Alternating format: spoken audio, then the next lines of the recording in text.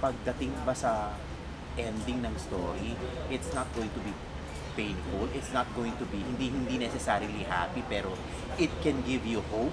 Pwede ba natin sabihin yun? Pwede naman. Rob ang parang cheerleader ni Christine. Yes po. And si Christine naman ang parang compass giving direction to the life's direction ni Raph. Tama po yan. So sa totoong buhay in your relationship, so is that true? Or is it the reverse? Hi everybody. The grand media launch of Alone Together has already wrapped up.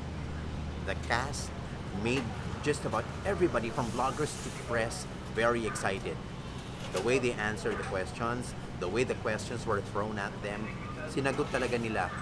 Game silang sumagot sa kahit anong questions this time.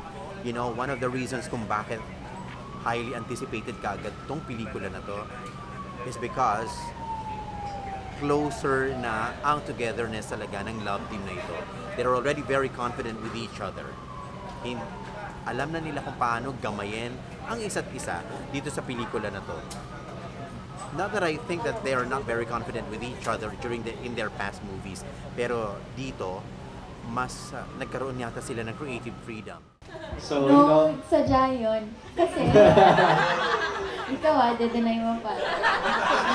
To express and to show what their characters have in mind and at heart, okay? So, I'm sure you're going to ask questions too kay Liz Ken at saka kay Director Antoinette Downey. This is, by the way, the first movie of blockbuster director Antoinette Downey with the Love Team. And this is going to be the first time that Liz Ken, this is going to be the first movie Liz Ken is going to be in like an indie film. The film flavor is independent. It's rather small. It's not a big or a colorful happy star cinema movie. But that is going to make Alone Together very anticipated, highly anticipated. And I'm sure when the premiere night and the showing comes in, pag pinalabas na itong pelikulang to, nobody is going to miss it. The entire nation will be roused. So, hi everybody, we're with WhatsApp.ph, and I'm going to ask two important questions to one of the most feted filmmakers today, si Dapat ba Antoinette English? Downey. Hindi naman Ba't necessary. English? Si Antoinette Downey. Napanood ko Okay. lahat ng mga pelikula mo kasi napanood ko, Antoinette. Wow. Yes, and nobody can argue with me about pag sinabi kong wala kang itatapos sa filmography ng babaeng ito. Now here, sinabi natin kanina na marami talaga tayo napanood lately.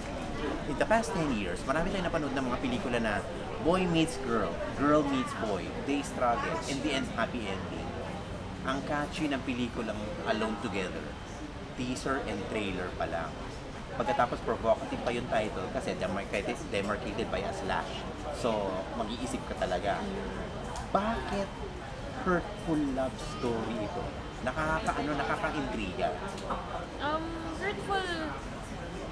Hindi naman hurtful, pero parang, Sabihin natin masakit. oo, Okay. more on reminiscing kasi siya. So, usually kasi when we reminisce the happier times. Happier times. Na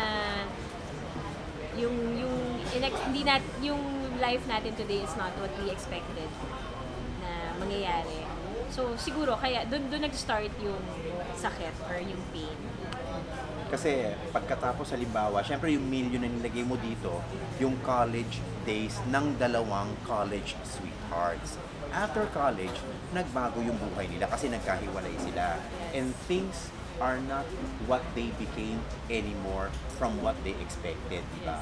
So, pwede ba natin sabihin na, actually this is the last question na, pagdating ba sa ending ng story, it's not going to be painful, it's not going to be, hindi necessarily happy, pero it can give you hope. Pwede ba natin sabihin yun? Pwede naman. Bakit? Pwede naman. I think hindi ko masasabi kung magbibigay ng hindi ko ma-specify yung feeling eh. Pero definitely yung ending niya is the ending na nararapat para sa love story nila. Kumbaga, it's the ending that Raph and Christine deserve with kung ano yung pinagdaanan nila. Okay. Pwede natin ikabit itong tanong natin doon. Wala naman siguro kasing na-justify kasi naman natin kanina sa interview, no, na wala naman talaga kasing masama na kapag halimbawang tapos na kayo nung ex mo, kaya mo nga ex, wala namang masama kung makikita pa rin kayo, magko-communicate pa rin kayo, no? Diba? Pero hindi naman ibig sabihin, it could be the start of something new or something better, diba? Okay. Sa movie, it will be put in context. Siguro sa I see. trailer Okay. kasi mukhang they're sneaking around, pero actually Yes. when you watch a movie, you will know kung ano talaga yung situation nila. Siyempre patikim lang yun nasa trailer. Yes, So, patikim yun nasa trailer. That's why you call it trailer, that's why you call it teaser. Kasi, nung na-introduce ang teaser at saka ang trailer sa television, my God, instantly the country was roused with interest, anticipation na eto, I'm not going to miss this movie. The country is not going to miss, the whole country will watch this movie. And I'm sure about that. Ngayon, ano yung pwede mong isang importanteng mensahe na sabihin pag napanood yung pelikula? Ako, halimbawa, isang viewer, nasaktan sa pag-ibig at umasa at hindi nakuha yung inaasahan, what can be a lesson na pwedeng ibigay ng pelikula ito? Ano ba? There is, parang meron ako isang nabasang ko na parang you're always one decision away from changing your life. Yes, So, I agree. Yun, parang you are always the captain of your own ship, of your life. So, kung ano man, kung nagkamali ka man in the past, you can always start again and turn things around Yes. if you want to. Yes, because it's not going to be the end of the world if you got hurt, okay? If you made a mistake. That's very nice, Director Net. Let's invite the entire country to watch this really beautiful film. I'm inviting you to watch Alone Together on Feb 13, starring Liza Soberano and Enrique Hill. Kita-kita tayo sa mga sine. That's from Black Sheep Productions, okay? And Black Sheep Productions, along with this director, is going to make another difference. It's going to take cinema to another level, okay? Sabi nga nila kanina, magre-revolutionize sila. Hindi Would naman like to grabe believe to that. si Gatsby, revolutionize talaga. Thank you very much, Thank you. Director Net. Thank Okay. you. Hello, good evening. I'm Ted Claudio of WhatsApp.ph. So tanong ko lang sa Lisken.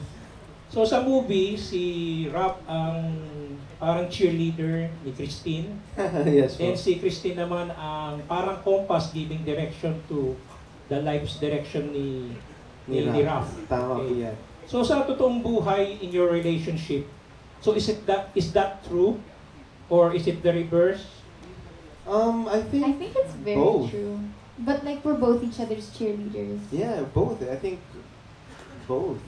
I mean, we tend to go to each other for, Guidance. for guidance, for direction. I mean, who else would I go to but her? So I think we have to do everything. Yeah, I think both. I cheer. Both. But So how about in being a compass, giving directions? Same din. yes, I think when she comes and asks me for direction, I show her, I show her what I think is best for her, what I know deep in her heart that she wants. Just totoo lang, just be true to yourself, and that's what I always tell her. Whatever, just be true to yourself. What do you feel? Okay, so last question from me. Yes, pa. Was there like a time na that you were alone together, kumbaga long distance kayo, but you still felt that you are together? Yes, po. Can you Well, give the example?